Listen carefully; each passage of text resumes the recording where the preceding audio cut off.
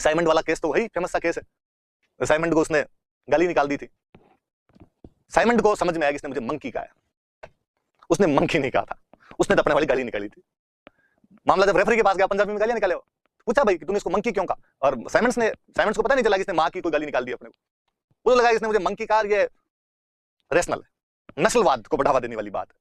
पूछा उससे कि तू नस्लवाद, हरभजन ने कहा मैंने ऐसा कुछ नहीं कहा जी, मैं तो अपनी पंजाबी भाषा बोल रहा था, ये उधर से गालियां निकालता हुआ आ रहा था, इसलिए मैंने तो कहा मेनू की, मुझे कोई फर्क नहीं पड़ता, मैंने मंकी नहीं कहा, मैंने मेनू की कहा है। जब हकीकत में ना उसने मंकी कहा था ना उसने मेनू की कहा था, उसको जो कहना था वो उसने कह दिया था।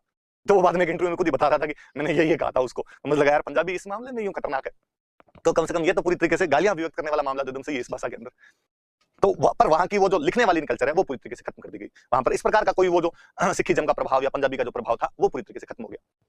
तो ये भी एक बड़ी जोरदार सी चीज है कि भाषाएं किस प्रकार खत्म कर दी जाती है, कि जो देश की सत्ता होती है उसके आधार पर ये चीज भी हो सकती है। अपने यहाँ पर